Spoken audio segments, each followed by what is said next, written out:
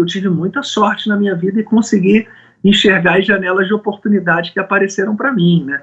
De ter me tornado, um professor em Copacabana, aos 32 anos, numa tenda 3x3.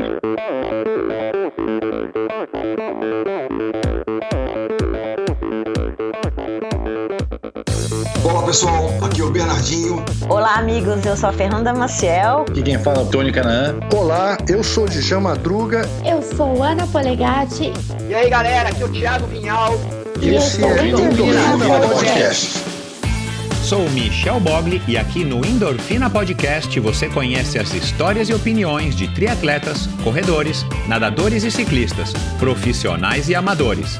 Descubra quem são e o que pensam os seres humanos que vivem o esporte e são movidos à endorfina.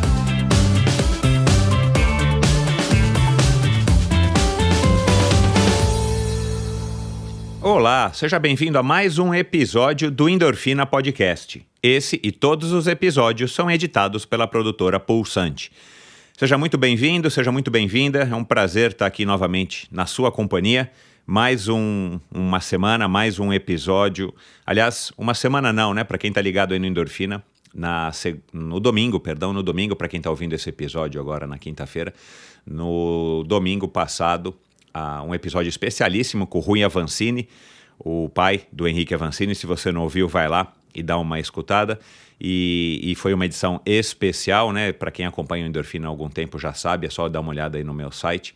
Tem lá uma parte só com os especiais do Endorfina. E esse foi um episódio especial. Um episódio especial é com um convidado especial, um episódio que é publicado fora das quintas-feiras, como normalmente eu publico os episódios. Então, se você não ouviu, se você não assina o Endorfina no seu agregador de podcasts, vai lá, clica em seguir, em assinar, e toda vez que sair um novo episódio, você não precisa estar atento, você não precisa estar ligado aí no Instagram, que é onde eu também comunico a publicação dos episódios e falo um pouco de cada convidado. Você automaticamente recebe no teu celular, no teu desktop, enfim, no teu tablet, esse novo episódio, e se te interessar, você ouve e se inspira. Então, um pouquinho menos aí de uma semana depois do último episódio com o André Lopes, estou aqui de novo agora com um nadador, Luiz Lima. Para quem não conhece, vai ser uma oportunidade excelente de conhecer. Ele é mais ou menos contemporâneo meu, um pouco mais novo, mas na época que eu estava competindo ainda no triatlon profissional, ele estava lá despontando e ganhando aí as provas de 1.500 metros, principalmente. E mais para frente, né, quer dizer, agora mais recentemente, ele também foi campeão várias vezes do Rei e Rainha do Mar. É um cara que migrou pro mar com bastante fluidez e com bastante resultado. Então foi um atleta excepcional, e mais recentemente ele migrou para a política, e a gente fala sobre tudo isso. A gente não fala de política, mas a gente fala sobre as comparações, né, a relação entre a política e a natação, sobretudo no aspecto da competitividade, os melhores momentos da vida dele, da carreira dele. A gente fala do comecinho, é óbvio, a gente fala de grana, a gente fala de sorte, oportunidades, disciplina, talento. Ele é um cara super talentoso. E claro, a gente também abordou aqui um assunto inusitado, o primeiro terno dele, quando é que foi que ele vestiu pela primeira vez um terno. Então foi uma conversa muito legal, o cara super bem-humorado, o cara super alto astral. Demorou para conseguir um horário com ele, o cara é super ocupado. Essa vida aí de político é como a gente imagina, né? Super atrapalhada no sentido de muitas viagens, muita agenda, muitos compromissos, enfim. Então, deu certo finalmente. Eu agradeço aí ao Virgílio de Castilho, do Triatlon Brasil. Agradeço ao Djan Madruga, que também já passou por aqui, outro grande nadador. Aliás, não, né? Ele nada até hoje, é um grande nadador até hoje, que foram as pessoas que conseguiram me conectar com o Luiz. E, enfim, vamos lá para mais uma conversa. Como sempre, eu quero agradecer a você que tem apoiado o Endorfina, que tem escutado o Endorfina, que tem assinado a newsletters do Endorfina. Vai lá no meu site, se você não assinou, assine. Já na próxima sexta-feira você vai receber o próximo newsletter, que chama-se Uma Dose Extra de Inspiração para o seu final de semana. Afinal de contas, né, no final de semana que a gente tem normalmente um pouquinho mais de tempo, e eu gosto de compartilhar algumas coisas legais com você, não somente a respeito dos episódios do Endorfina, mas filmes, documentários, temas, músicas, enfim, notícias que eu gosto de compartilhar com vocês, e faço questão de compartilhar com vocês através dessa newsletter. A você que apoia financeiramente o Endorfina, aliás, esse mês aí apareceram novos apoiadores, muito obrigado pelo seu apoio. Mas se você já ouve o Endorfina, se você assina, se você compartilha, você também já está me apoiando. E eu tenho que agradecer, claro, como sempre, aos patrocinadores desse episódio, que são também as empresas, através das pessoas que estão por trás dessas empresas, que acreditam no meu trabalho e que fazem com que o Endorfina continue aí pulsando quase 4 anos depois do seu começo.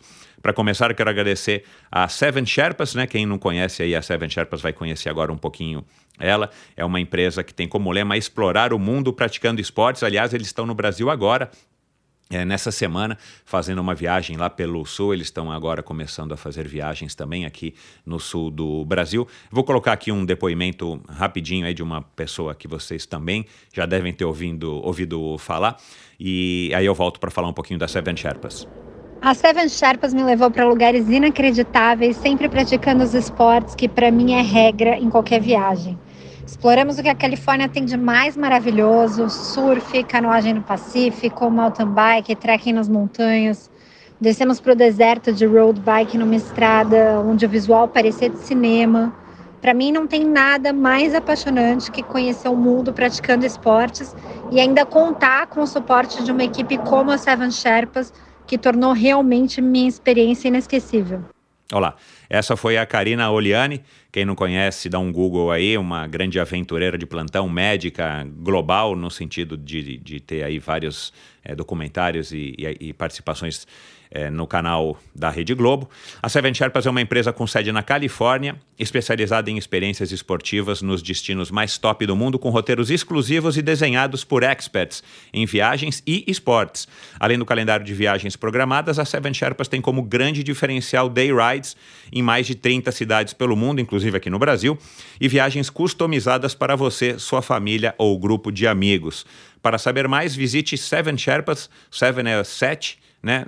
O numeral 7sherpas.com e passe a acompanhar e seguir aí todos os movimentos e as novidades da Seven Sherpas também no Instagram, no @SevenSherpas. Aliás, em breve eu vou estar recebendo aqui o Christian Kittler, muito em breve, eu não tenho a data aqui da publicação, mas muito em breve vocês vão ouvir uma conversa muito legal por trás, quem é o cara por trás da Seven Sherpas e por que ele está tendo esse sucesso e está sendo ponta de lança aí nesse segmento muito interessante.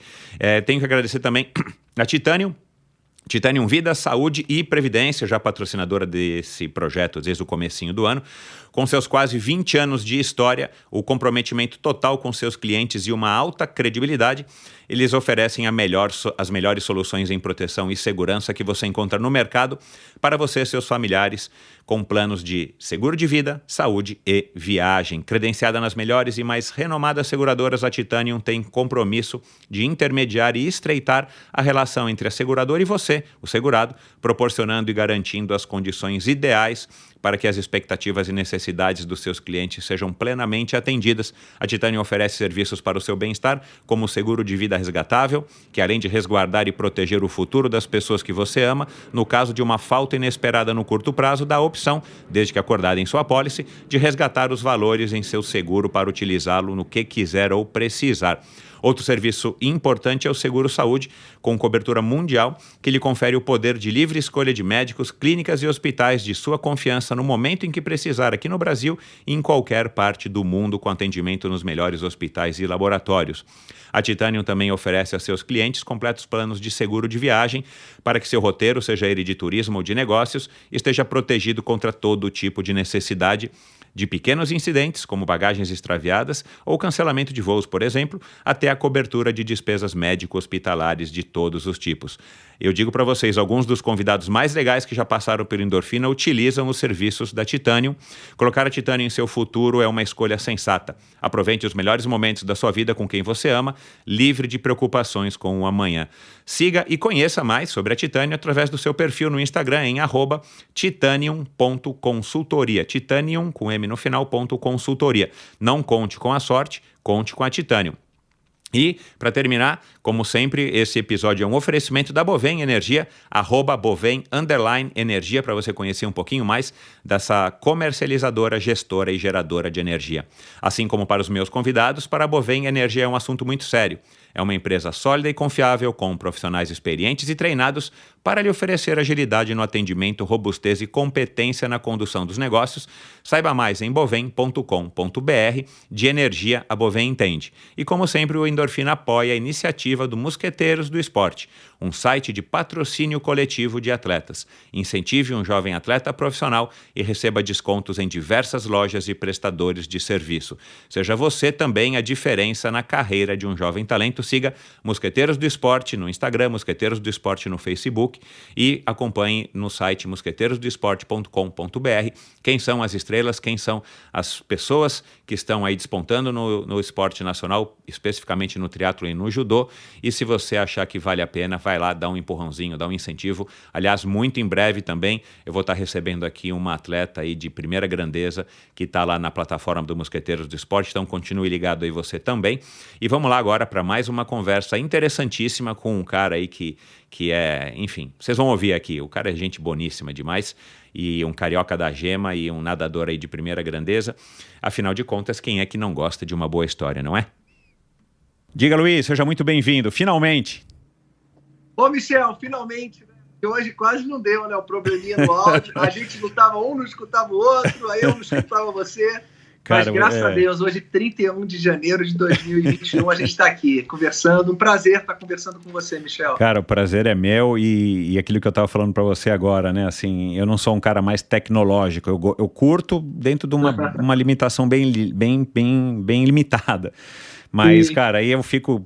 né, enfim, eu fico inconformado quando eu não consigo resolver um problema, e na verdade a gente consegue, né? Só que você me deu 15 minutos e eu consegui. Mas é só a gente fuçar aí atrás e, cara, eu comecei a fazer podcast do zero, nem Facebook eu tinha, e enfim, sou um cara super normal, mas ao mesmo tempo eu percebo que com 51 anos, né, eu tenho uma filha de 21, né, a Luísa tem quanto hoje? 15. É. Aproveita, meu amigo, aproveita que a cidade é uma maravilha, depois só piora. Aí, eu percebo que eu tô ficando velho, né, cara? Não tem como, isso é uma condição nossa, e não no sentido, também um pouquinho fisicamente, tá? Mas nesse sentido assim, cara, você também não tem mais tanta paciência, você já demora mais para pegar uma informação. E para começar a nossa conversa, né, Luiz? Como é que você tá lidando, cara? Você tá com 43, né, você falou. Isso. Como é que você está lidando, cara, com essa questão de que você já não é mais o garotão que você já foi, e ao mesmo tempo você tem muita lenha para queimar, e a tua própria atividade, né, cara, deputado, uma correria maluca, e ainda tem que estar lá à frente do Gladiadores e servindo como referência dessas pessoas, afinal de contas você é o grande Luiz Lima. Como é que você lida, cara, com essa questão? Poxa, Michel, eu sou muito realizado, eu fui muito realizado no esporte, e que me possibilitou, eu tive o presente de ser realizado pessoalmente e profissionalmente, né, com o esporte. E graças a Deus, eu entendi que mesmo a gente tendo uma condição de realização e de sucesso naquilo que a gente se propôs a fazer, eu comecei muito novo, né, na seleção brasileira adulta, com 16 anos, em dezembro de 93, e com 32 anos, eu encerrei a minha carreira esportiva na natação e iniciei praticamente do zero uma outra carreira ligada à minha formação acadêmica, que é educação física, e eu comecei dando treino na praia, né? Eu já dava alguns cursinhos de natação, palestras, sempre gostei muito, mas eu comecei realmente a me encontrar como professor em 2009, quando eu comecei a equipe natação no mar, em janeiro de 2010, os Gladiadores. Então, e por incrível que pareça, você tem que sempre começar do zero. E nesse ponto que você perguntou, como é que você se vê com 43 anos? Eu continuo nadando praticamente todos os dias, bem menos volume, né? Uma quilometragem muito menor. Tento fazer musculação assim que eu posso, tento regular o meu peso. É claro que você tem uma diferençazinha na sua composição corporal, mas, como todo ser humano, a gente diz o seguinte, né? A gente está envelhecendo, estamos ganhando novas habilidades e tal, Mas eu não troco a juventude, não, Michel. Se fosse para eu escolher, eu queria ter 20 anos. Quem vive de experiência é cientista, pô. Eu não sou cientista, eu tenho muita saudade. Você, no teu Wikipedia, né, cara, que foi uma das bases aqui para minha pesquisa, diz que você tinha, né, não sei, imagino que você não tenha mais 74 quilos. A tua altura diz aqui que você tinha ou tem 1,84. Eu tenho 77, às vezes eu fico com 76, eu tô com uns 2, 3 quilos a mais, né? Uhum. Mas às vezes eu chego a 75, sim. Mas é aquilo, né, Michel? Você tem que fazer as coisas com mais atenção, você tem que se cuidar mais. É claro que se eu quisesse voltar a nadar 15, 20 quilômetros por dia, eu fatalmente eu teria uma lesão, coisa que eu nunca tive na minha vida, eu nunca tive nenhuma lesão de ombro. Eu sempre preservei com exercícios de proteção à articulação. Eu sempre fui um cara muito comedido, eu sempre tive a sorte de não ter gosto pela bebida, por cigarro. Alguns atletas, né, europeus fumam, outros brasileiros tomam sua cerveja, seu vinho, ou outra bebida que seja. Eu nunca tive apelo, então até hoje eu não faço uso de bebida alcoólica. Procuro ter uma vida, apesar de ter me tornado um deputado federal no final de 2018, quando eu fui eleito, é uma vida diferente, uma vida de estresse emocional. A gente passa a viver pautas negativas, né? A gente deixa de ser aquele atleta que era praticamente 100% admirado e por uma escolha política, né? Escolha não, faz parte da minha formação, né? A minha ideologia política, que eu aprendi dos meus pais, os amigos, o meio em que vivi. Só que quando você põe isso explicitamente, você passa a ser não só amado, mas passa a ser odiado também.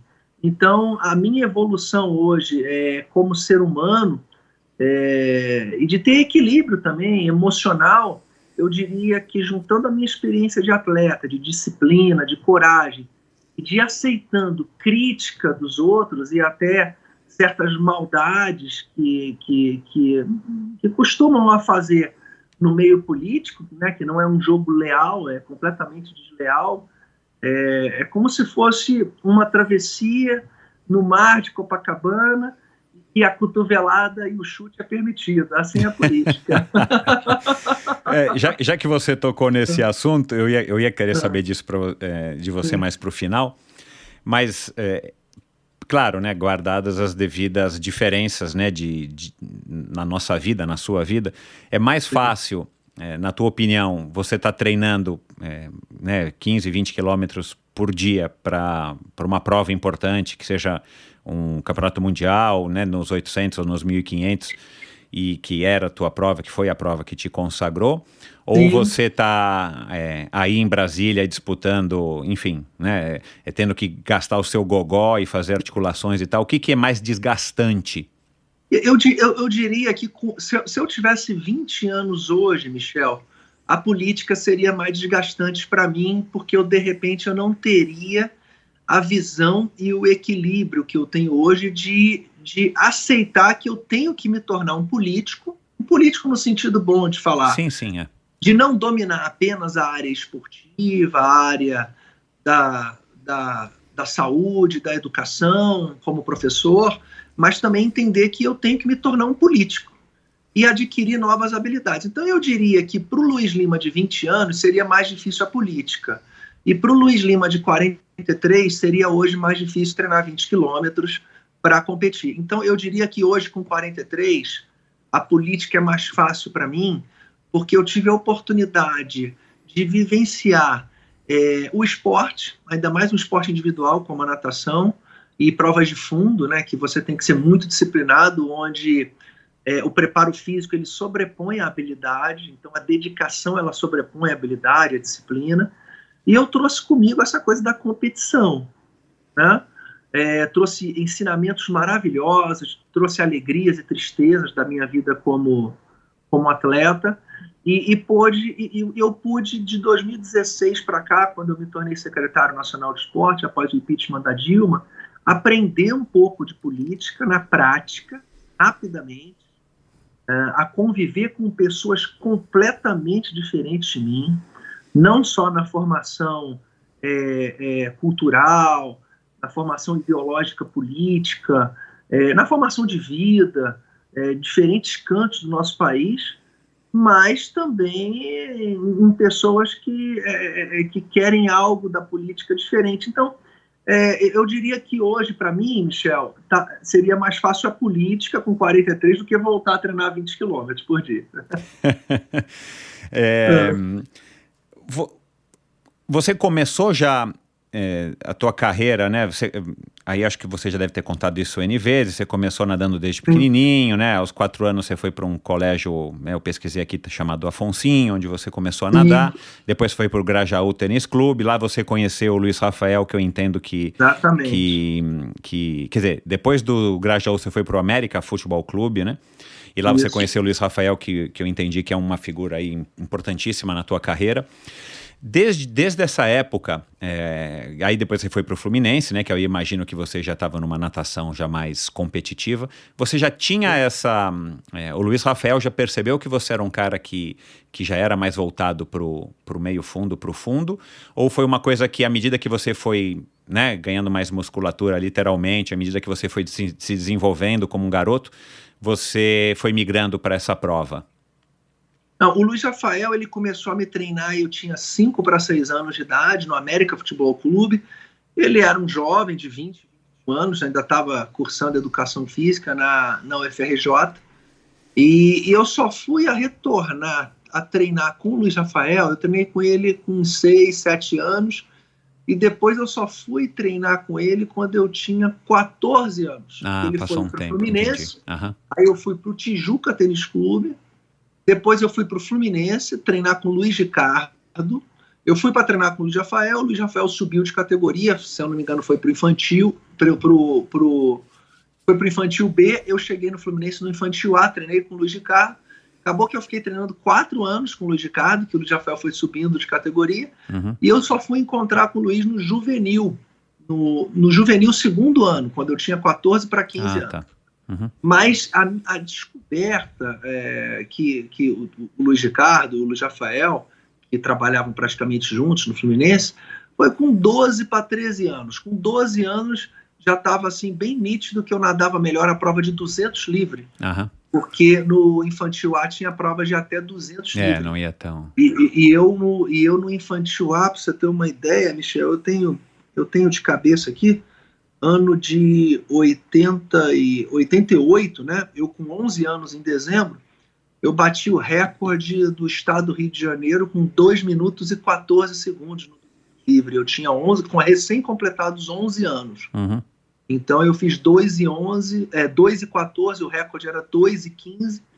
E aí com 13 anos, eu já ganhei o 200, o 400 e o 800 livre no Campeonato Brasileiro Infantil B. 13 anos, 1990. Eu sou de dezembro de 77. Em dezembro de 90, eu fiz 2 e 4 no 200 livre, 4 e 17 no 400, piscina longa, né, piscina de 50 metros, e fui o primeiro infantil, com 13 anos, né, infantil B, a baixar de 9 minutos, com 8 minutos e 53. Então, com 13 anos, já estava sacramentado que eu era um atleta de prova de fundo. E com recém-completados 16 anos, em dezembro de 93, eu já faço o índice para o Mundial da Itália, em Roma, e já começo a integrar a seleção brasileira. Em janeiro de 94, eu já me torno atleta da seleção brasileira adulta, aonde eu permaneço até 2009 como atleta da seleção brasileira, só que sendo os últimos 5 anos atletas de águas abertas, né, de provas em rios, lagos e mares, né? Então foram aí 15 para 16 anos participando da seleção brasileira de natação. Era uma prova que as provas de fundo, de meio fundo, eram provas que te agradavam? Você curtia ou simplesmente era porque você tinha um desempenho melhor proporcionalmente? Curtia muito, Michel. Sempre curti muito treinar. E quem gosta de treinar muito, né, normalmente são os atletas de prova de fundo, né? Então, eu não gostava da vitória. Eu gostava da vitória. Porque tem atletas de natação, ou de ciclismo, ou de corrida, que são esportes cíclicos, né, de movimentos repetidos, né? tem alguns atletas que não gostam do esporte, eles gostam da vitória, né? Eles gostam de vencer, tanto que quando eles param no alto rendimento, eles nunca mais praticam aquela modalidade, né? Eles ficam até com receio. Eu, no meu caso, eu tive a sorte de adorar, eu amo natação. Hoje, por exemplo, aqui em Brasília, eu nadei no Lago Paranoá, agora de manhã. Hoje eu não só nado, não, eu pego algumas bolinhas do lado de campo de golfe, né, que é uma parte do lago que eu boto, eu tenho um hobby, estou com mais de 650 bolinhas já na minha coleção, tenho um negócio de vidro grandão no meu gabinete, é aquela coisa de atleta, né, você cria uma meta assim e faz a gente viver bem, né? Mas eu sempre gostei de treinar, Michel, e eu adorava treinar para fundo, adorava competir, tanto que depois eu fui nadar 10 quilômetros no mar, né? Eu quero... E me despedi do esporte nadando 35 quilômetros, né, final de 2008, né, do Leme ao Pontal. Ah, que legal, ótimo. Eu quero falar também dessa história das travessias, porque mudou muito, né, dessa época que você está falando aí, que você era um nadador competitivo de mundiais, Olimpíadas e tal. Eu, pelo menos, não me recordo da gente ouvir falar de muitas travessias, né, então eu acho que a natação, e eu quero ouvir depois a tua opinião, teve aí uma grande...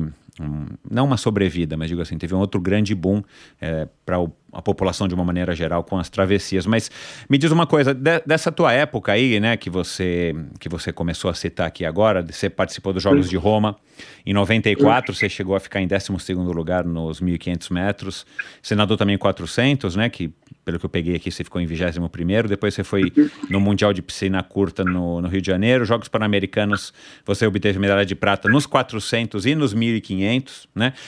Por que você não nadou, ou você nadou 800 e só não teve um desempenho que pelo menos está no teu Wikipedia? Como é que era essa escolha também das provas?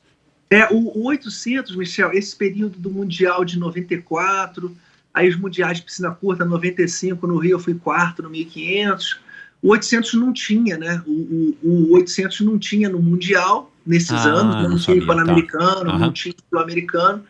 Se eu não me engano, o 800 ele voltou para o programa de campeonato mundial, se eu não me engano, em 2001 em Fukuoka, mundial que eu não fui, eu não nadei. Em 2003, eu já com 26 anos, eu já não estava com um rendimento, tanto que depois eu já migro para as provas de águas abertas. Então, o melhor período da minha vida, a gente não tinha, tanto que 800 agora se tornou prova do calendário, né, do Mundial, e tem a entrada dela até nos Jogos Olímpicos, né, coisa que não teve nos 2 Jogos Olímpicos.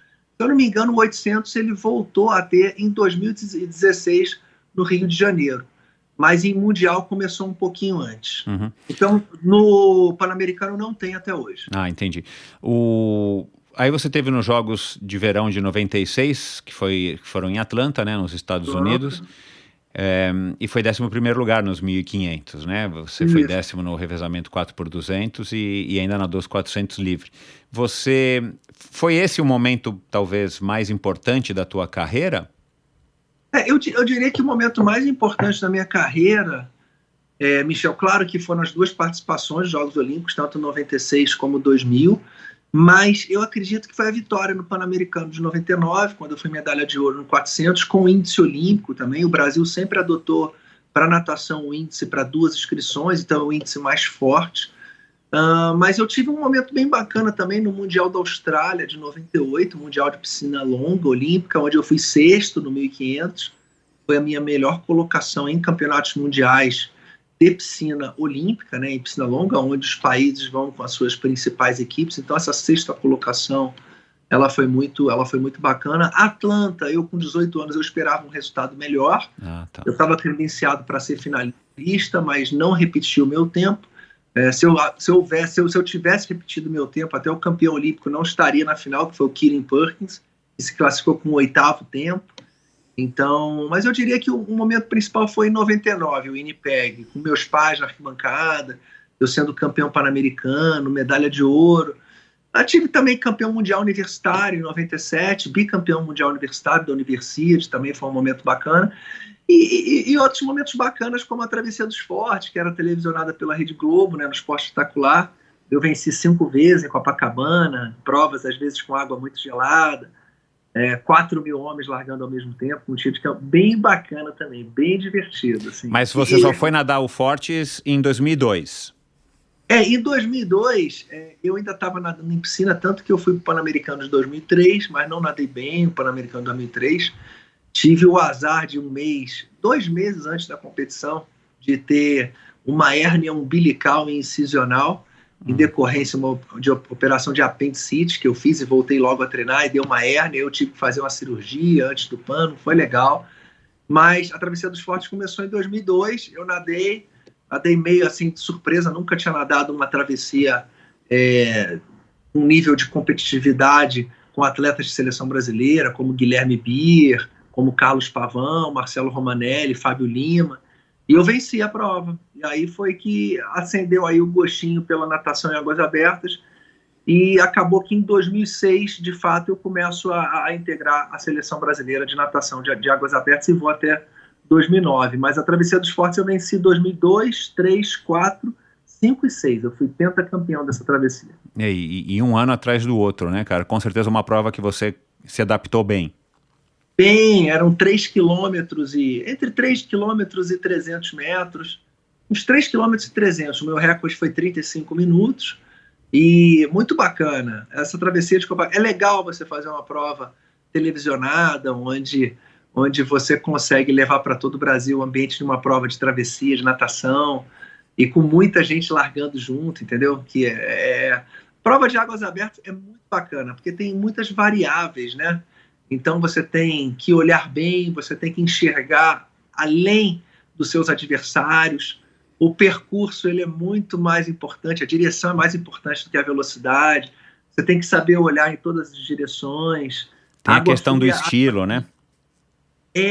Então a técnica é diferente, tem contato físico. Tem gente que vai te ganhar porque a água está muito fria, ou o mar está mexido, ou o mar está liso. Então tem muitas variações, então é uma prova assim, bastante interessante, muito gostoso.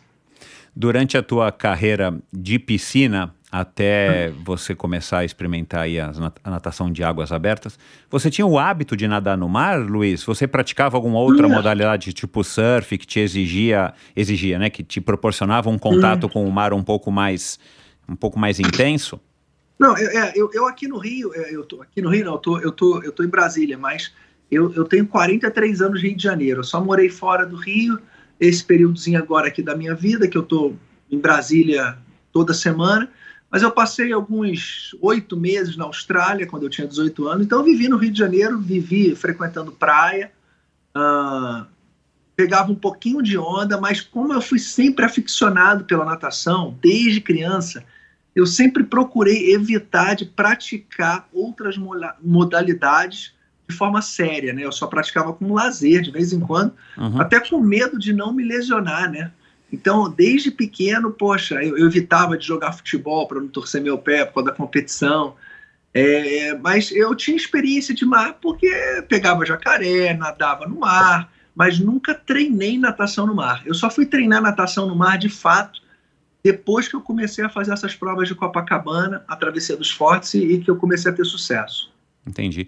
Você está falando dessa história aí de não se lesionar, e isso é muito comum, né, no atleta de alta performance, né, não importa a idade, mas esse podcast que eu estava conversando com você, que eu vi, né, com o Michael Phelps e com o Grant Hackett, o australiano aí, super fera também dos 1.500 metros, eu não lembro qual dos dois falou, que eles tinham a preocupação, que eu nunca tinha ouvido isso de nenhuma outra modalidade a não ser o ciclismo, de sempre que tinham que andar um pouco mais, caminhar para ir em algum lugar, enfim, sempre que eles chegavam, né, onde eles tinham que chegar, eles sentavam, porque eles não queriam ficar muito tempo em pé para não endurecer a articulação do tornozelo, para não fortalecer muito a articulação do tornozelo, para poder deixar o pé mais bambo e na pernada ter mais amplitude de pernada na articulação do tornozelo. Cara, eu achei isso, enfim, o suprassumo da dedicação à natação, né? Mas enfim,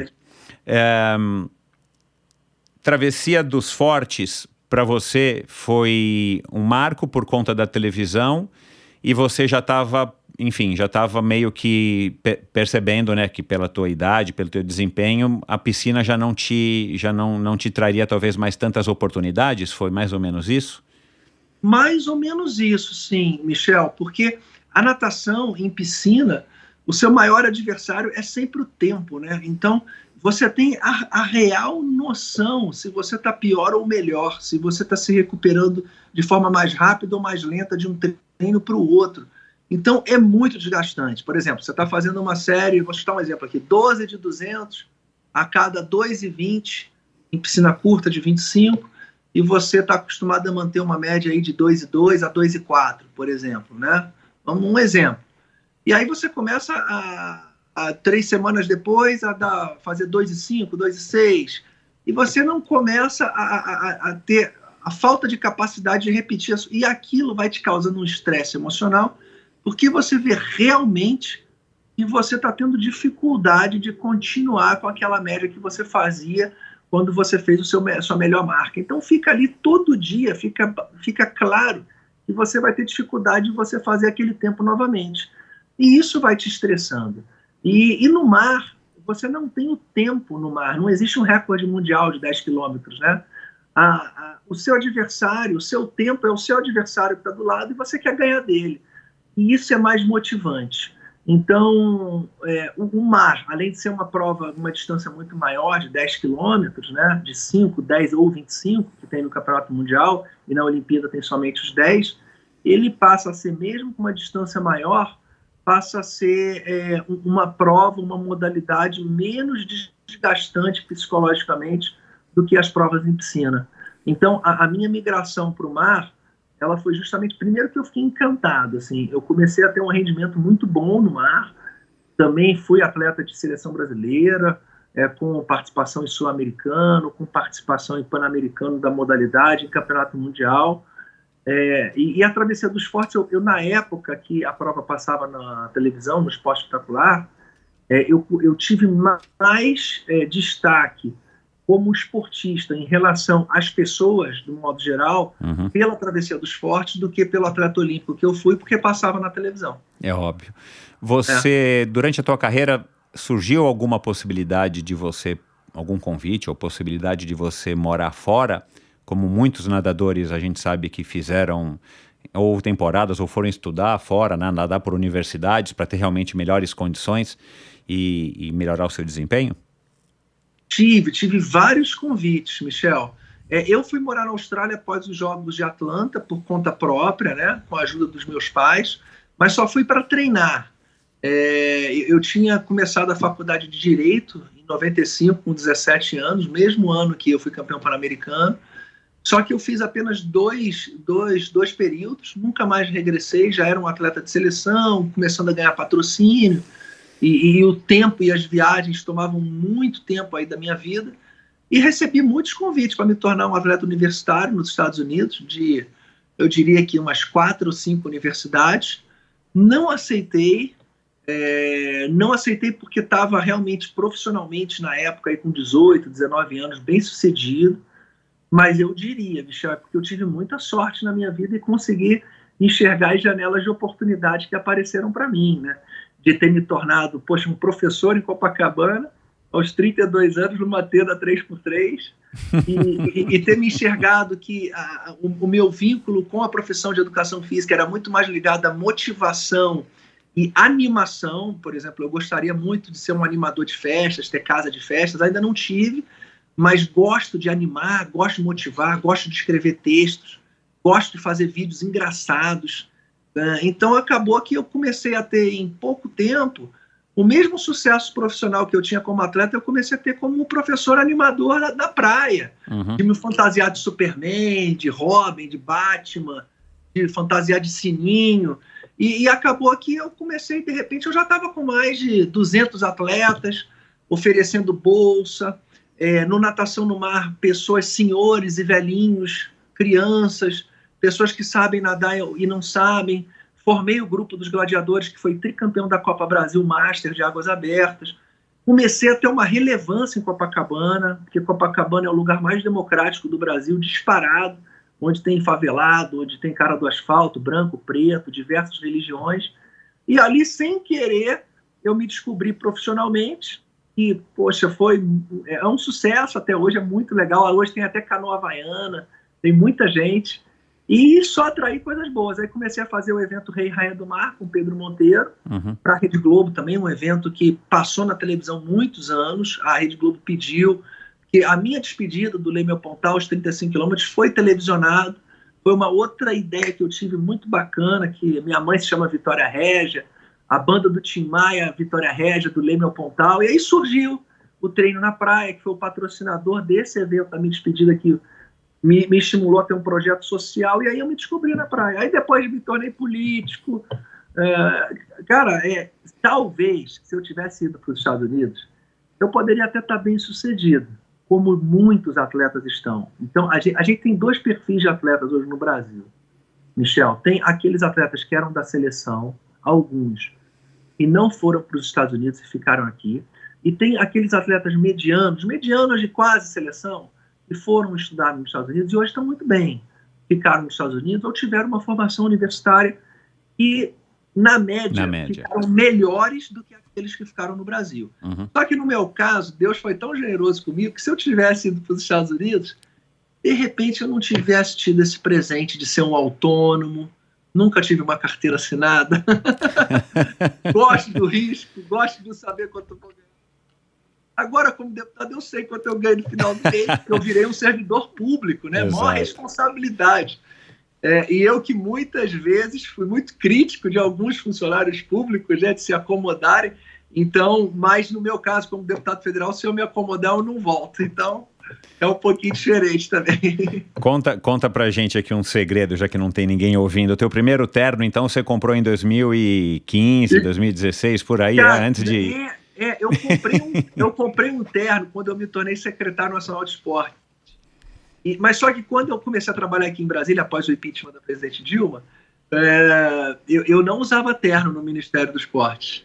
E tinha gente que ficava brava comigo. Eu não usava de forma alguma, Michel, porque eu não estava na Câmara dos Deputados, lá é obrigado a usar terno. Né? Mas eu recebia pessoas muito humildes, assim. Eu recebia prefeitos de cidades pequenas, assim, que até eu ficava emocionado, que me pedia bola e rede.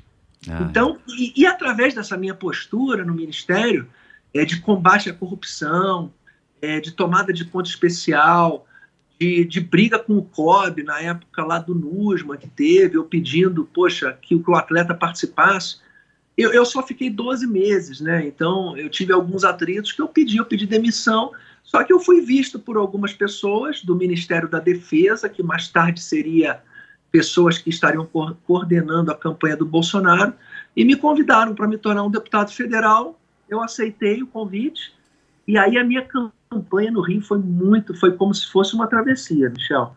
Cara, eu visitei 54 municípios em 40 dias, muita rua, muita panfletagem, dormindo 2 horas por dia, entendi que eu tinha que me tornar um político, e tive 115 mil votos. Então, fui o mais votado da região serrana, onde minha mãe teve uma ligação quando criança, que ela é órfã de pai, veio de Limoeiro, interior de Pernambuco, e veio estudar em Friburgo criança, e mais tarde eu cresci também em Friburgo, a minha infância toda. Então a minha campanha nasceu em Friburgo, na região serrana, onde eu saí com 31 mil votos da região serrana, fui o deputado federal mais votado daquela região, mas eu levei a minha disciplina de atleta, Michel. Foi isso. Qual a similaridade, ou a principal, ou a maior similaridade entre a sua carreira como atleta e essa carreira agora como político? É querer vencer. Querer vencer. O erro, quem é uma pessoa boa e quer entrar para a política, é ele se preparar para ser um bom político. Só que para ele ser um bom político, ele tem que ganhar a eleição. Então, ele tem que estar preparado para uma disputa ferrenha. Então, ele tem que ter, por exemplo, tem excelentes pessoas que se candidatam e estudam, têm um conhecimento fabuloso e que poderiam ser melhores políticos até do que eu sou. Só que eu entendi que eu tinha que ganhar a eleição. E ganhar a eleição sem comprar votos. A gente não usou recurso de fundo partidário para a eleição de 2018. Agora que eu me candidatei a prefeito do Rio de Janeiro em 2020, eu usei recurso porque tem que ter televisão, é uma coisa mais pesada. Mas para deputado federal, eu entendi que eu tinha que me tornar um político e tinha que falar para as pessoas nas ruas situações adversas que eram a preocupação número 1 de cada pessoa. O esporte é importantíssimo, Michel, mas é importantíssimo para a gente que vive esporte, que entende que o esporte é necessário, mas para a imensa maioria dos brasileiros, a gente não tem esporte nos colégios particulares. O problema do esporte no Brasil é cultural. A gente não tem esporte nas universidades federais, que são 63. A gente não tem esporte nas 1.642 escolas municipais do Rio de Janeiro, não tem professor de educação física. Então, eu diria que o dia que o Ministério da Educação, e eu falo isso aqui, sou crítico também ao governo nesse sentido, mesmo sendo vice-líder do governo, o dia que o Ministério da Educação espirrar esporte, a gente muda o esporte do Brasil. Não adianta ter Ministério do Esporte se não tem esporte na escola. Isso eu sempre falei isso. Então, a gente vai estar dando uma pincelada em quem já teve oportunidade. A gente não vai estar escrevendo novas histórias para quem nunca fez esporte. Então, eu diria que o que eu trago, voltando à sua pergunta, esporte e política, eu acho que a minha principal característica é querer vencer. E agora, me tornando um político, é querer ser o melhor deputado. Nos últimos 2 anos, eu fui o segundo melhor deputado considerado por um movimento político aqui que analisa os deputados, como o segundo do Rio de Janeiro. Primeiro, o deputado Paulo Ganimi, do Novo, são 46 deputados federais do Estado, e eu fiquei em segundo pelo segundo ano consecutivo, e entre os 30 melhores congressistas, deputados e senadores, nesses 2 anos também. Aí entra aquela coisa de competição. No final do dia você está ali, né? Por exemplo, eu não posso perder uma votação, não posso faltar. Eu tenho que ter mais projetos de lei, mais relatoria. A mas competição... isso é muito bacana. Então, a competição é super positiva, eu acho, né? Desde que a gente saiba encarar em todos os aspectos da nossa vida, seja na escola, seja no pega-pega, né? Enfim, numa travessia, num treino, né? Ou na vida pessoal, ou na vida profissional. Agora... Você falou... mas tem deputado, Michel, que escolhe outra competição. Tem deputado que quer ficar em primeiro, que é o que ele quer roubar mais, ele quer ser o primeiro. Exatamente. É outra competição, né? Você falou que você teve o privilégio e tal, que você estava bem aqui no Brasil com patrocínios e tudo mais, e acabou não aceitando sair do Brasil.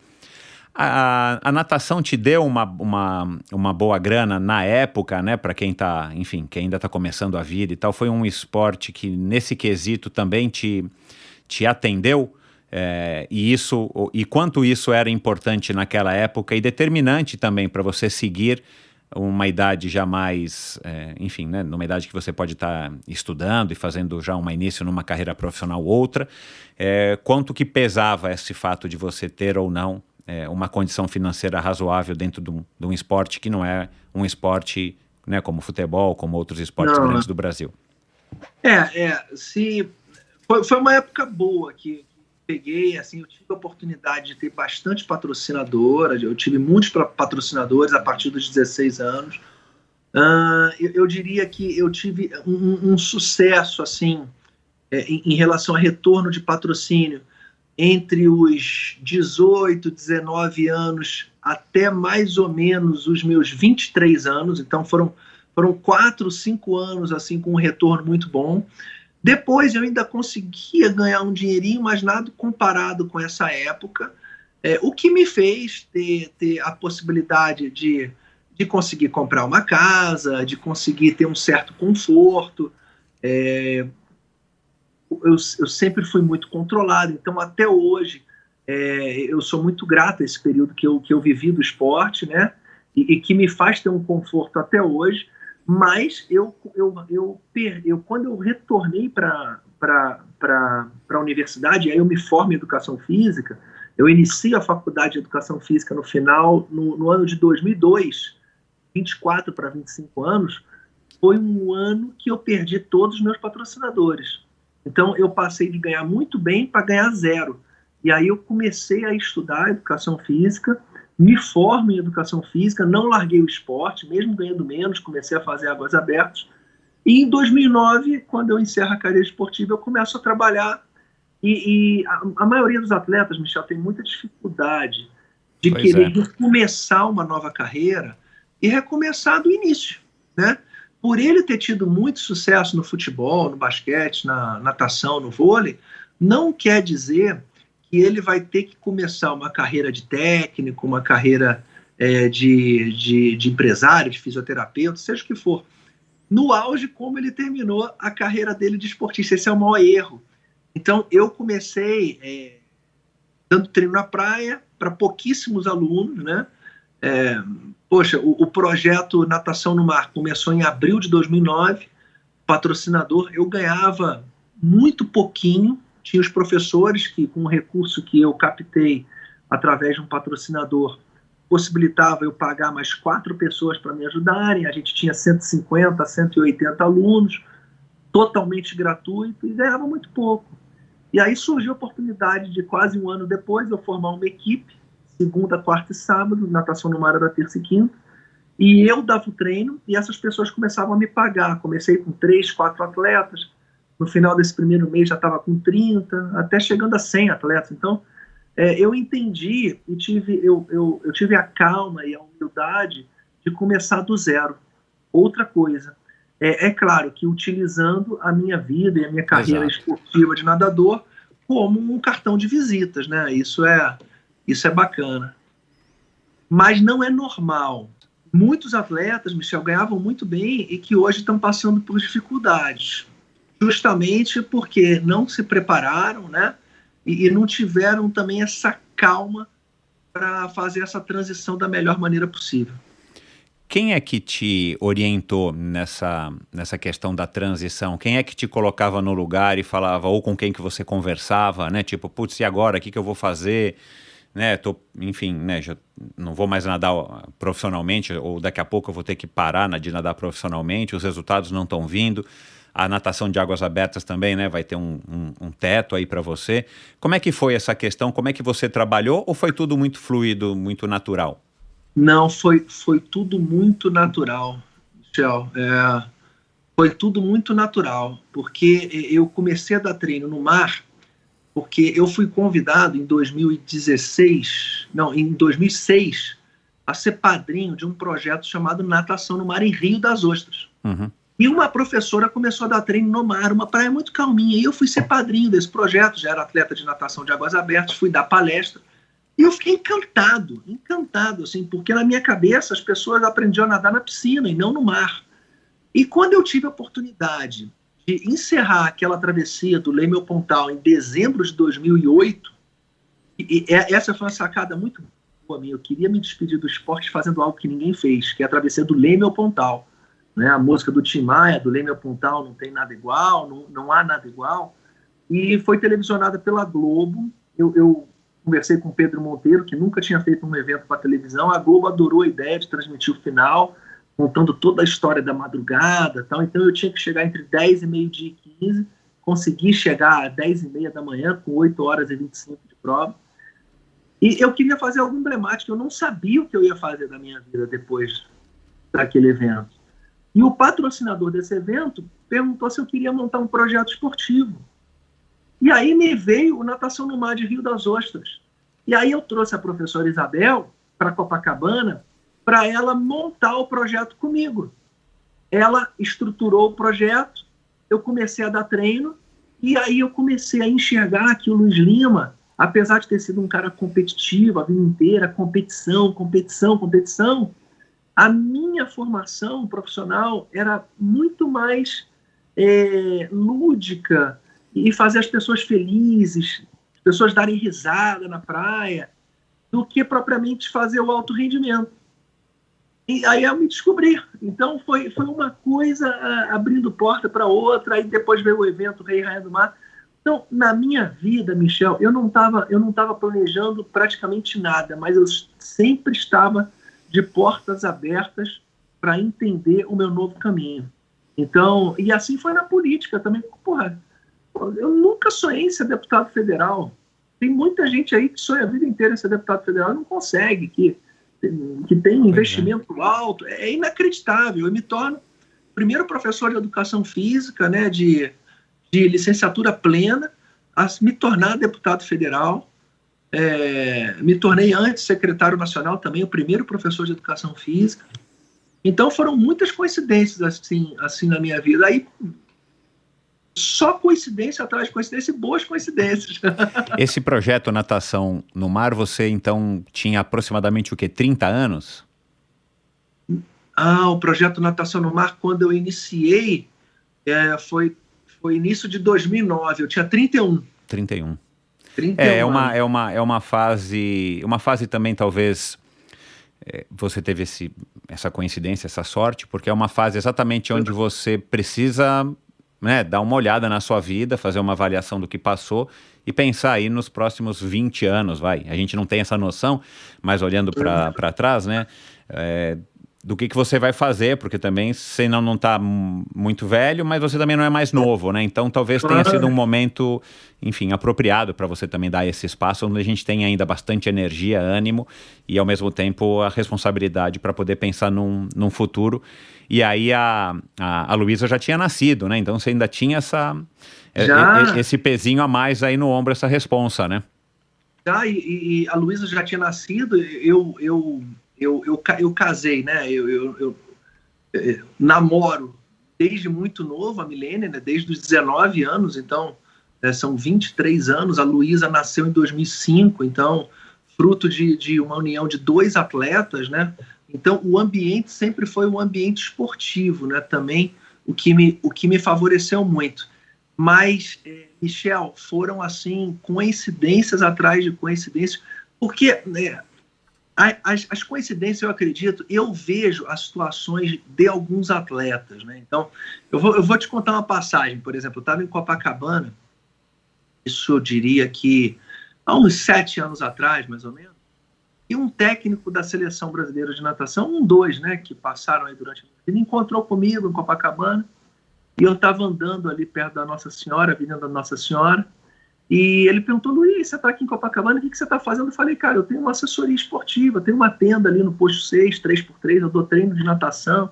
E aí aquilo que eu te falei, olha, eu virei muito mais animador e motivador das pessoas do que propriamente o técnico de natação, né?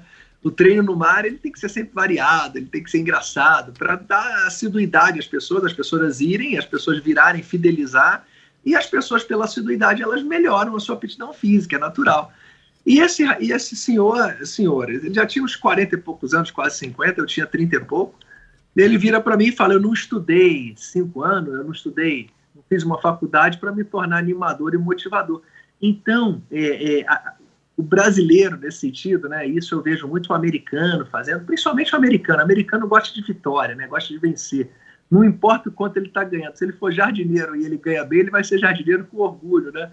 E eu não estou vendo um aspecto financeiro, não. Eu acho que eu tive sucesso em relação à parte profissional, porque eu amo o que eu faço. Eu me divirto, assim, é um presente.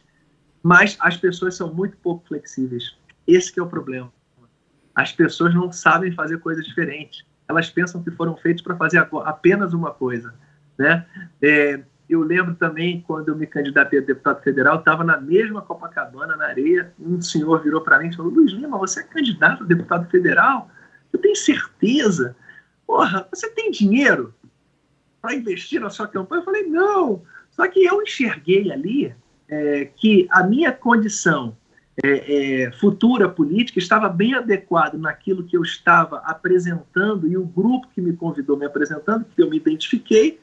E também identifiquei ali no início de 2018, né, que o Bolsonaro poderia vencer a eleição. Então, muita gente falou: pô, Luiz Lima, você pegou a onda Bolsonaro, que eu fui o 3º mais votado, né, do time Bolsonaro no Rio de Janeiro, e o 8º deputado mais votado do Estado. Só que tiveram 80 candidatos acompanhando o Bolsonaro, eu fui o 3º mais votado. Eu surfei bem a onda, né? E você tem que saber surfar a onda. Exato, E tem que estar na onda, né? Então não adianta, depois que o filme acaba, você dizer que foi fácil. Por que as pessoas não enxergaram isso à frente? Então é aquilo, Michel. Eu acho que eu sempre tive, assim, a sorte e também a competência de estar cercado de pessoas muito boas também, e orientando, mas eu sempre tive a sensibilidade de estar no local certo e com as pessoas certas. Isso desde criança. Então eu sempre tive a sorte de ter um ótimo treinador, de estar num ótimo clube, de estar cercado de boas amizades. Então, graças a Deus, continue assim. Você então sempre foi aquele cara que ganhava no sorteio da escola, no sorteio do condomínio? Não. Você era aquele cara que sempre levava o bingo? Não, eu nunca tive sorte em jogo, em bingo, em loteria, não. Mas eu tive a sorte de ter pessoas assim na minha volta e também de saber enxergar as oportunidades. Mas jogo eu nunca tive sorte, Michel. O fato de você ter sido um atleta, você acha que isso atrai mais a atenção? Você se torna, um polo de atenção das pessoas? E claro, aí você conhece muita gente, você deve ter conhecido muita gente na tua carreira, ao longo da tua carreira, e de repente a gente consegue ter um networking talvez melhor ou fazer mais um melhor aproveitamento disso? Olha, Michel, eu acho que sim, mas... Tem esportistas, por exemplo, tem jogadores de futebol muito famosos e eles são adorados como jogadores.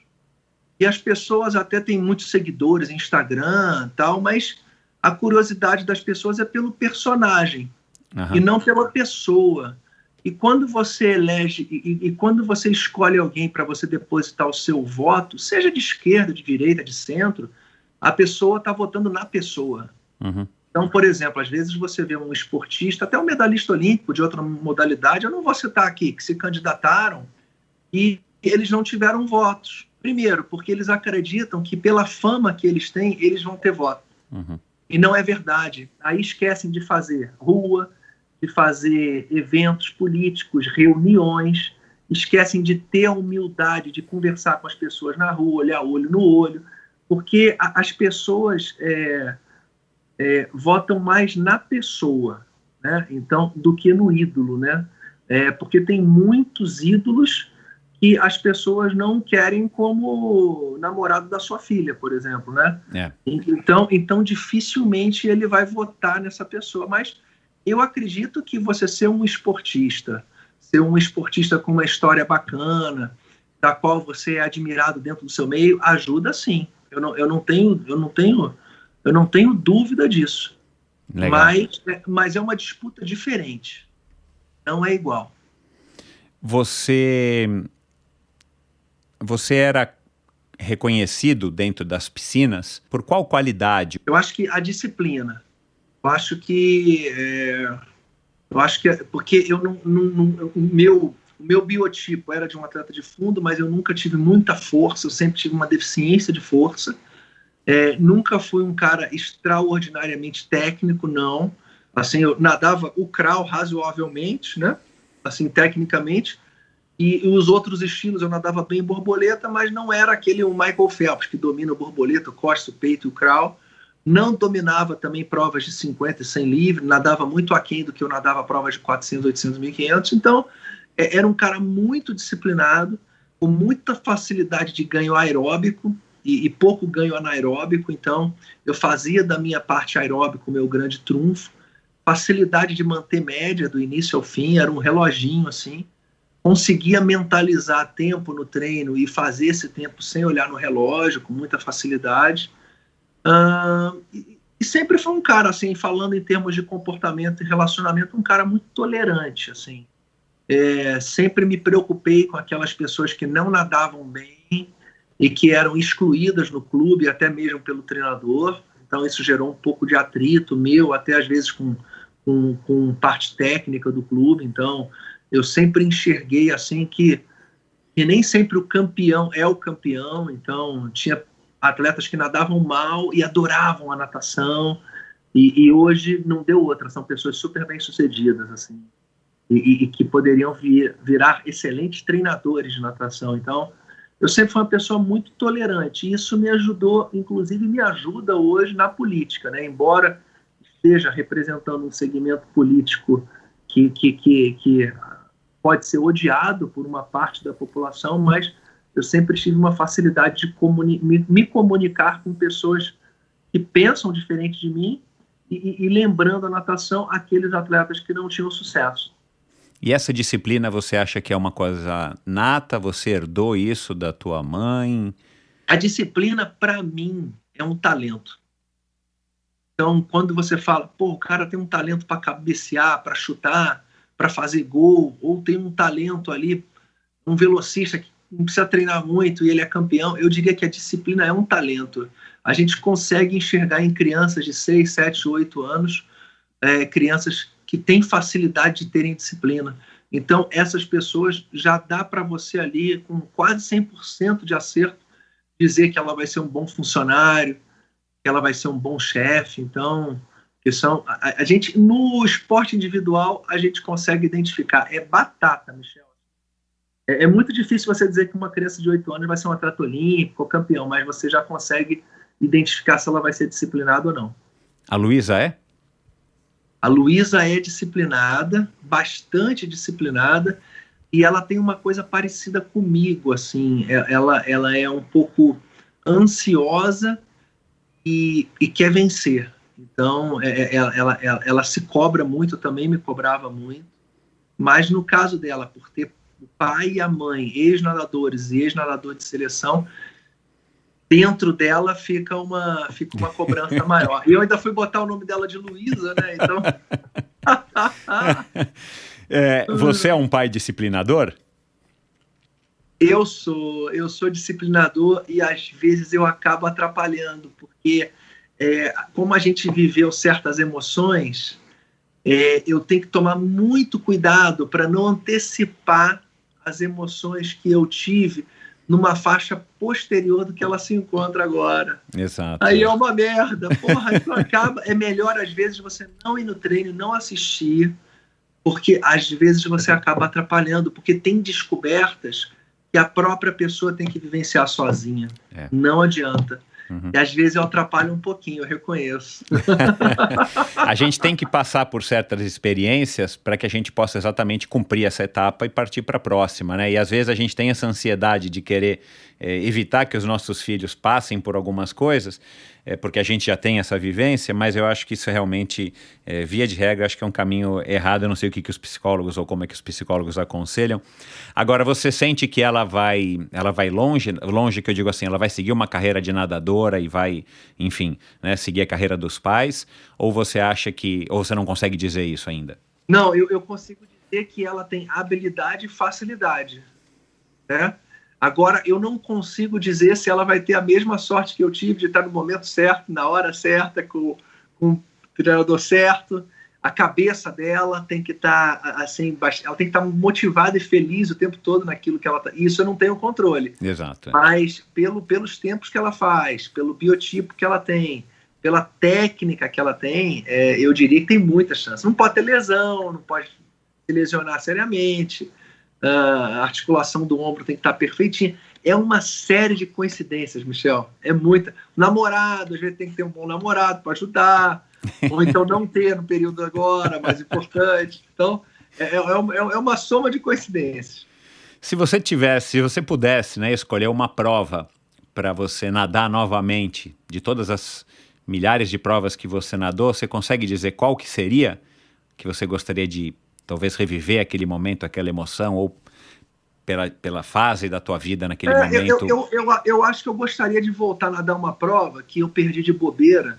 Eu perdi para um japonês em Fukuoka, em 1995, foi a minha primeira universidade, eu tinha 17 para 18 anos, e eu fiquei em segundo no 1500, e eu quis brincar com o japonês, tá, de querer passar ele no final, e no final eu não consegui passar ele, foi batida de mão, assim, eu devia ter acelerado antes, os 300 metros. Essa medalha de ouro eu perdi de bobeira, assim, querendo fazer graça, querendo passar ele nos últimos 100 metros, eu podia ter acelerado antes.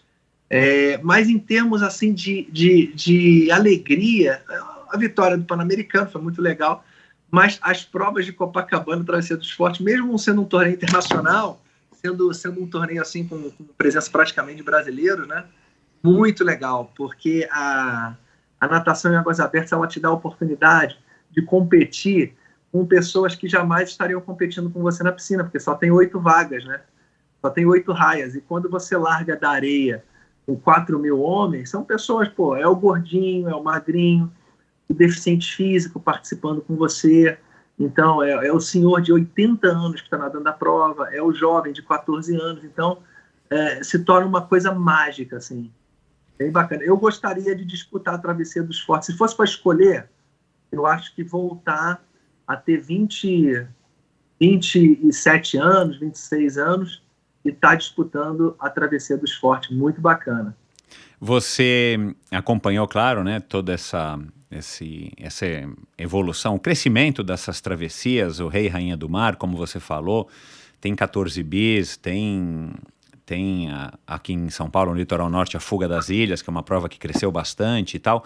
Você acha que, de fato, por conta de aproximar as pessoas e de proporcionar essa sensação para muita gente, né, como você falou aqui agora, você acha que isso é uma onda que veio para ficar? Eu não tenho dúvida disso, Michel, não tenho dúvida. É claro que o ano passado a gente teve pouquíssimos eventos, né, em relação ao Covid-19, né, mas o número de participantes ele só tem aumentado. Então, as pessoas estão querendo fazer atividade ao ar livre, isso é fato. Atividades ao ar livre, em conjunto, seja uma corrida, uma natação, triatlon, faz com que você crie novos círculos de amizade. Então, por exemplo, na minha equipe de gladiadores, já surgiram aí pelo menos 10 casais, pessoas casaram no meu grupo, pessoas tiveram filho nesses anos. Então, 10 vezes melhor do que você conhecer uma pessoa na noite, na balada, na boate. Ou no Tinder. No Tinder não tem comparação. É inclusão total ali. As pessoas conhecem a personalidade de cada um. É muito gostoso. Então, os eventos só têm aumentado a participação de pessoas fazendo atividade ao ar livre. E deu também, como eu falei no começo da nossa conversa, prolongou um pouco mais, talvez, a carreira de muitos nadadores profissionais, né? Prolongou porque é aquilo que eu te falei, menos estressante, e você consegue, em um evento de 2 horas, você reunir 1.000, 1.500, 2.000 pessoas, e numa competição de natação em piscina você não conhece. Então, até para o promotor de eventos, é algo muito mais rentável, é muito mais gostoso você realizar. Por exemplo, o Ironman em Florianópolis, é fantástico. É claro que triatlon é um esporte muito caro, né? Você ter bicicleta, você ter tempo para treinar, ele talvez seja menos inclusivo do que a corrida e a natação. Uhum. Mas são eventos maravilhosos, assim, é fantástico, né? Eu diria que todo atleta ele deveria conhecer esse tipo de evento que realmente é sensacional. Você nunca passou pela tua cabeça, de repente, experimentar o triatlon? Já passou, mas eu corro muito mal, Michel.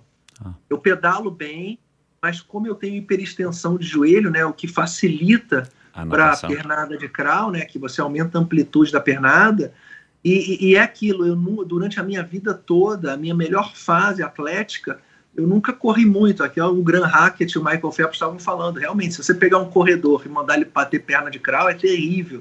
Ele não consegue ter uma flexão plantar, né, relaxada, ele não consegue posicionar o pezinho 45 graus ali para dentro. Então, ele vira uma tora, né? Ele parece um deficiente físico nadando sem movimentos de perna e que a perna é um chumbo, né? Então, o esporte de alto rendimento, infelizmente, ele te impossibilita a desenvolver outras modalidades que atrapalham. Uhum. Então, o grande desafio do triatlo é esse hoje, né? Eu admiro muito. Hoje, ainda mais, tá todo mundo nadando, pedalando e correndo muito, né?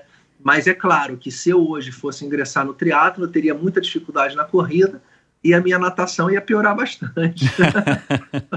E você deve ter acompanhado, você deve ter sabido, né, quando você ainda era mais jovem e estava nadando competitivamente, que o Djalma Madruga teve, né, essa carreira pós-natação. Ele meio que misturou uma fase e depois ele acabou, por conta do prestígio dele na natação nos Estados Unidos, ele acabou ingressando no triatlo. Ele teve um bom sucesso no triatlo, principalmente no começo da carreira dele, justamente porque a natação dele, sendo um nadador de 1.500 metros, era absurdamente melhor do que todos os outros, então ele conseguia se manter muitas vezes na frente até o final das provas. Você bateu o recorde do Dijan, que era um recorde que estava aí, agora perdi aqui as contas, mas era um recorde muito antigo, né? O dos 1.500 metros. Isso aí também foi uma coisa que em um certo momento da tua carreira você estava buscando?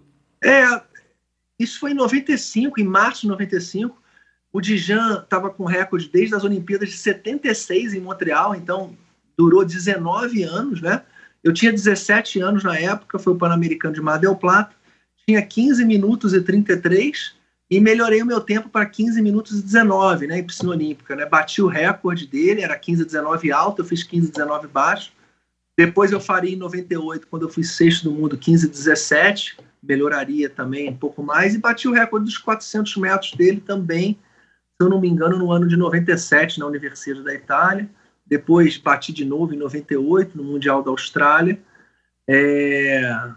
Mas foram recordes assim que, quando eu estava com 15,33, eu não imaginava que eu ia bater nessa competição em 95, não. 14 segundos é uma melhora muito boa. Então, mas bateu o recorde. E aí, o recorde dele não chegou a completar 20 anos, não. E o Dijan fez algumas vezes o Ironman, né, do Havaí, saía na frente da água, né? E o Dijan conseguia pedalar e correr, ele foi um dos pioneiros aí nos início dos anos 80, aqui no Brasil, 83, 84, né? Exatamente. 85, então o Dijan foi um cara bacana. Só que o triatlon, ele após o ano 2000, quando ele se torna olímpico, né, há 20 anos atrás, ele passa a ser um esporte mais específico, né? Então as pessoas, jovens atletas, se tornam triatletas precocemente. Aí é que nem o vôlei de praia. O vôlei de praia nasce em 96, nos Jogos Olímpicos de Atlanta, com a Jaqueline e a Sandra ganhando, né? Mas hoje os jogadores não tem mais aqueles caras de quadra que vão pro vôlei de praia, eles já nascem no vôlei de praia, né? E o triatlon, os meninos, os irmãos, por exemplo, ingleses, né? Os Brownlees, eles já nasceram triatletas, né? Então, hoje o esporte é completamente diferente, não é o Graham Hackett que vai nadar o 3.800, eles vão engolir ele, coitado. Luiz, para terminar, quem que você pode citar na natação, assim, que é um ídolo, um nadador que você admira por tudo que ele construiu, que ele fez ou que ele está fazendo, né? Pode ser presente, passado. É aquilo que eu te falei, são por exemplo, o Dijan Madruga é um cara, eu acho que carregou a mesma característica que eu tinha, que é muito disciplinado, né? Dijan não era um cara que nadava muito bonito, mas era um super disciplinado. Tinha uma técnica, uma pernada constante no crawl, que é uma coisa muito rara, ele conseguia nadar os 1.500 batendo perna o tempo todo, como o Ian Thorpe nadou 200 e 400, é muito difícil você sustentar isso. Mas eu diria, eu vou citar o Dijan, por ser uma pessoa assim que eu enxergo que a disciplina seja a principal característica dele, que para mim o indivíduo disciplinado eu tiro o chapéu, é aquele camelô na rua que vai virar dono de shopping center, né? Uhum. Então a gente tem que, como tem um deputado federal aqui do Rio, chamado Lorival, era camelô em Saquarema, na região dos Lagos, e se tornou dono de rede de supermercado, com 1.300, eu sempre bato aqui na Atleca, o Lorival não fala nada aqui, mas não precisa, ele dá 1.300 empregos, pô. E virou deputado federal por capricho da vida, com 70 anos de idade, resolveu cumprir um sonho dele. Mas vamos lá, o Ricardo Prado, para mim, fascinante, 1,68 m, muito técnico, para mim foi o atleta brasileiro que eu vi até hoje, mais técnico que eu já vi. Assim, impressionante o Ricardo Prado, pequenininho, lá de Andradina, interior de São Paulo, recordista mundial com 17 anos, uma época que não tinha patrocínio, mas se formou nos Estados Unidos, graças a Deus, acho que esse foi o maior trunfo dele, assim, profissionalmente, que abriu portas para ele, se formou em economia, se não me engano, mas fabuloso, assim, impressionante, assim, disciplinado, mas técnico, cara, nadando, você olhava ele nadando assim, eu lembro pequenininho, parecia que o cara era enorme nadando, o cara é um tampinha, assim, 1,68 m, altura do Romário, nadando borboleta, costa, peito, crawl. Tem um outro atleta, assim, Gustavo Bosch, Fernando Scherer, César Cielo, campeão olímpico, César Cielo fabuloso também, mas aí eu vou dar um charme à história, por exemplo, a história da natação. Nadador, assim, para mim, que tinha que virar um filme é o Edivaldo Valério, que foi o primeiro negro medalhista olímpico da natação em 2000, pai policial militar, baiano de Salvador, treinando com Sergião Silva, nadou com sunga puída em 98 Mundial. Em 2000 ele já estava com uma bermudinha legal, mas fecha o revezamento, pega em quinto, medalha de bronze, narração do Galvão Bueno ao vivo na Globo, é o bala, timbalada, nadava feio pra caramba, mas técnico embaixo da, mas nadava feio, timbalada, todo torto.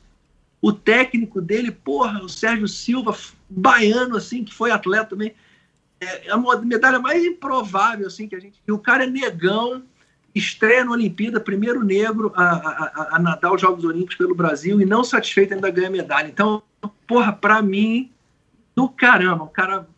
Hoje ele trabalha com esporte, é responsável pela piscina lá no bairro da Pituba, é uma piscina linda em Salvador, e muito legal. Então eu diria que o Edivaldo, para mim, assim, é a história mais bacana, assim, que se tivesse oportunidade no nosso país, é aquilo que eu te falei, tivessem mais piscinas em colégios públicos, ou as universidades, são 63, que, brasileiro não gosta de competição, Michel.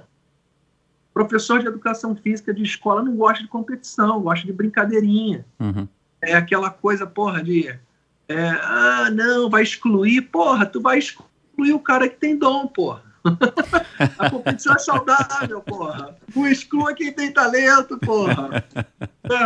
Tu prefere incluir o pereba e excluir o bom, O brasileiro é assim, o brasileiro gosta de história triste, né? Ele gosta de drama, ele não gosta de história de sucesso, né? O cara teve sucesso, não é bom, vamos contar a história triste, Então, eu diria que o Edivaldo Valério é uma história do cara. Depois aí que acabar o podcast, vê aí, 4%, freestyle, Sydney 2000, você vai ver o Edivaldo Valério, é muito legal. Com certeza, cara, adorei essa história do Edivaldo. Eu não lembro, agora você falando, eu lembrei dele, mas não tinha toda essa memória aí que você relatou aqui, muito legal. E tem outro também, tem aí fugindo da natação, tem o 4% de Sydney também, só que no atletismo, né?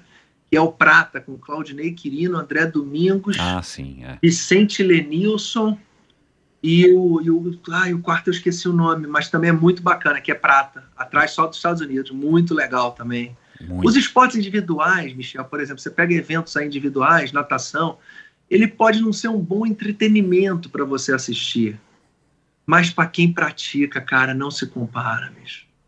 É você e Deus ali, entendeu? É disputa mano a mano, não é jogo, não tem notinha. O surf é bacana, mas tem notinha, A ginástica olímpica é bacana, mas tem notinha. Salta notinha. Aí, futebol, tá lá o passe, não sei o quê, o técnico que te convoca. Natação você se convoca, Você pode mandar o presidente da Confederação Brasileira para aquele lugar, mandar ele pra puta que foi, e você vai, entendeu? Então, não tem outro. Esportes individuais, de tempo, cíclico, para mim não tem igual. Qual outra... nos outros esportes. Qual outra modalidade que você acha que se você não tivesse sido um nadador, né? Quer dizer, você é um nadador ainda. Qual outra modalidade que você, enfim, acha que poderia ter se dado bem? Cara, não, eu diria assim que eu admiro 5 modalidades esportivas, né? Eu acho que é a base do desenvolvimento humano, que é nadar, que é correr, que é saltar, lutar e arremessar. Eu acho que essas atividades físicas do ser humano que fizeram com que a humanidade evoluísse. Então, eu admiro luta, por exemplo, eu acho extremamente agressivo o MMA, já fui em algumas lutas, mas eu acho os atletas fabulosos de MMA pela concentração, pela capacidade que tem que ter, base aeróbica, anaeróbica, força, flexibilidade, resistência, reflexo. Mas eu diria que, para mim, nadar e correr é incomparável. Eu diria, inclusive, que o biatlon deveria ser muito mais valorizado que o próprio triatlon, porque não tem implemento, né? Nadar e correr. Nadar e correr. Então, e se possível, fazer tudo isso de sunga e na corrida só botar o tênis para não machucar a sola do pé. mas se fosse descalço igual o etíope fez nas Olimpíadas de Roma em 60, ficaria mais puro ainda, mais maneiro. Mas, para mim, nadar e correr é incomparável, seja a distância que for, de 50 livre aos 100 metros rasos no atletismo, a maratona de 42,10, para mim, nadar e correr não tem igual. Eu diria que se eu quisesse ser uma outra modalidade, eu gostaria de ser um corredor de fundo. De fundo, claro, né? É. Luiz, para terminar, o que você ainda almeja nadar? Uma prova que você não teve a possibilidade ou você não esteve preparado? Você tem aí algum sonho guardadinho, assim, que eu quero um dia nadar? Eu não sei agora pela idade que eu tô, 43 anos, mas eu já tive, por exemplo, atleta fazendo Ironman com 50, né? Eu já nadei 35 quilômetros. Eu acho que eu gostaria de nadar uma travessia de 10 quilômetros ou uma travessia dos fortes com a minha filha, por exemplo. Acho que seria muito legal. Mas que eu tivesse em forma para que eu não deixasse ela ganhar de mim. Você nada de vez em quando com ela em piscina ou mesmo no mar, assim, no treino lá nos gladiadores? Nada. Quem tá melhor? Quem tá melhor? Não, ela não gosta muito não. Em piscina, de vez em quando vou no Fluminense, eu dou os tiros e o ganho dela, né? Peito, por exemplo, eu não ganho, não. Talvez o medley eu tenha dificuldade agora, mas uns tirinhos de crawl, ela não gosta, ela tem 15 anos, ela fica brava. Eu começo a brincar com os outros atletas da equipe, né? E aí a geração de hoje não suporta muito essas brincadeirinhas, né? Então até o técnico hoje é difícil trabalhar as crianças, tá muito mimimi. Então por exemplo, eu pego um garoto de 14 anos e eu falo assim, meu irmão, tu tá doente, cara? Tomou café hoje não? Pô, tá com anemia? Pô, moleque, para o treino. Porra, eu lembro que quando eu tinha 15 anos, 16 anos, porra, o técnico exigia, pô, chamava de mulherzinha, tacava prancha, tacava pé de pato. E a gente não parava, não, cara. Hoje, se você brincar, o cara para, porra. É verdade, mudou, infeliz. E a porrada pro lado bom e pro lado ruim. Mudou, eu acho que mudou pro lado ruim, sabia? Porque o brasileiro, especialmente, ele tem que lembrar que a vida é competição. Hoje tem muitos colégios que falam, o colégio é construtivista. Meu amigo, numa entrevista de emprego, tu às vezes só vai ter uma chance, é tudo ou nada. Tu não vai estar no teu tempo, não. A competição você tem que estar preparado para enfrentar. E isso você tem que se condicionar desde cedo. Então, eu estou vendo os esportes individuais, que o cara não está sendo preparado para isso, possivelmente ele pode vir a sofrer no futuro, né? Porque não vai estar tudo girando ao redor da forma como ele deseja, né? Uhum. Vai ter um chato sempre no ouvido dele perguntando se ele está doente, se ele está mal, se ele fazendo gracinha. E aí ele vai ser um adulto que não vai suportar isso? Tem que suportar. Hoje em dia isso é bullying, né? Você falou de tomar pranchada, cara, eu lembro no polo aquático, eu comecei jogando polo aquático dos 13 aos 18 lá no Pinheiros, cara, eu não lembro exatamente de eu tomando pranchada, mas eu lembro que rolavam umas pranchinhas voando por ali de vez em quando tinha as conversas paralelas, né, na borda da piscina. Poxa, eu lembro na equipe lá do Fluminense, né, que as meninas voltavam gordinhas das férias e tinha umas que voltavam mais, o treinador chegava assim e falava, e aí? Fechou patrocínio com o Mr. Pizza? Caramba, isso daí hoje em dia dá processo. Porra, se faz isso, tá confusão. Pois é, cara, que coisa. Mas bom, Luiz, foi um prazer enorme, cara, muito obrigado. Quem quiser te conhecer mais, quais são os horários para te encontrar lá em Copacabana? É segunda-feira, a partir de 6h45 até as 9 horas da manhã, e sábado, às 7 horas da manhã. Legal. Ou na TV Senado, né? Oi? Ou na TV Senado. Na TV Câmara. TV Câmara, perdão. TV Câmara. Câmara pode ligar, de vez em quando. Na TV Câmara. Também. Show, cara, muito obrigado. Eu vou colocar aqui os links para as tuas redes sociais, pro teu site, no post do episódio de hoje. Foi um prazerzão, cara. Parabéns pela tua carreira e boa sorte aí. Valeu, Michel. Muito obrigado, muito sucesso para você. E obrigado, e que a gente pratique cada vez mais esporte, que a gente seja leal e não seja ingênuo. Um abraço. Abraço. É isso, espero que vocês tenham gostado dessa conversa. Eu adorei, o Luiz era um cara que tem uma história muito legal e fazia tempo que estava para trazer ele aqui. Primeiro foi indicação de uma ouvinte apoiadora, Ana Cunha, depois eu consegui o contato dele através do Djalma Madruga, e agora, mais para acertar os detalhes, foi aí, através do meu grande amigo aí, Virgílio de Castilho, CEO do Brasil Triathlon.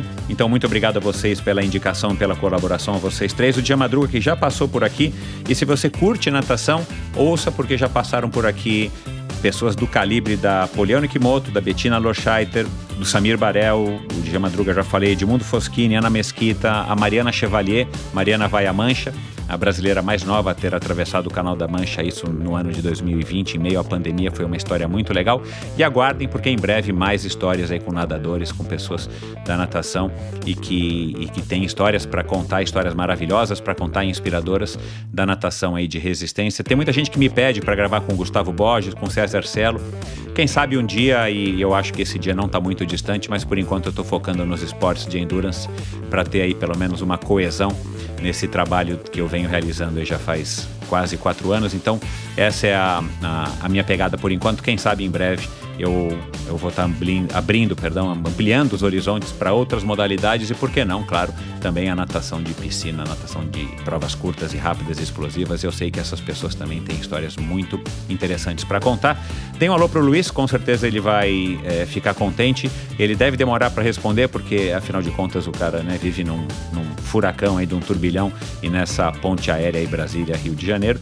Mas deem um alô para ele, respostem se vocês acharam que esse episódio tem histórias interessantes e inspiradoras, para que os seus amigos, as pessoas que te seguem nas redes sociais possam também ser impactadas por esse episódio. Dê um alô para mim no endorfinabr.com, no EndorfinaBR, né? No meu Instagram, mande um direct, faça um comentário que eu respondo a todos. Muitas vezes eu respondo na hora e às vezes eu demoro um pouquinho, mas vai lá. Eu não estou tão ocupado assim nesse turbilhão como o Luiz, mas eu respondo, então pode mandar. Eu adoro, aliás, eu interajo aí com todo mundo que me manda mensagem. Para mim é um prazer ter esse contato com você aí do outro lado que está ouvindo e eventualmente curtindo. Se você não está curtindo, escreve, né? Eu estou sempre aberto aí às críticas e sugestões. E fica aqui mais uma vez o lembrete, se você não assina ainda a newsletter semanal que eu envio toda sexta-feira, com uma dose extra de inspiração para o teu final de semana, assine lá no meu site, entra lá no endorfinabr.com, agora sim, meu site, endorfinabr.com, arraste um pouquinho ali para baixo a tela a tela inicial do Endorfina, a página, né, a home, e você vai ver lá, assine a newsletter, coloca lá teu nome, teu e-mail, atenção para colocar o e-mail correto, e a partir já da próxima sexta-feira você vai estar recebendo essa newsletter, a sua dose extra de inspiração para o final de semana. Muito obrigado pela audiência, adorei ter você aqui até agora, e vamos lá para mais um episódio interessante na semana que vem. Sintonize e assine o Endorfina Podcast, siga o Endorfina Podcast na plataforma que você escolheu para ouvir os podcasts, e automaticamente no próximo episódio você já vai estar aí com ele no teu smartphone ou no teu computador, enfim, no teu tablet, e aí você vai curtir mais uma história inspiradora. Muito obrigado, até a semana que vem. Tchau! Esse episódio foi um oferecimento da Bovem Energia. A Bovem é uma comercializadora, uma gestora e uma geradora de energia. Assim como para os meus convidados, para a Bovem, energia é um assunto muito sério. Uma empresa sólida e confiável, com profissionais experientes e treinados para lhe oferecer agilidade no atendimento, robustez e competência na condução dos negócios.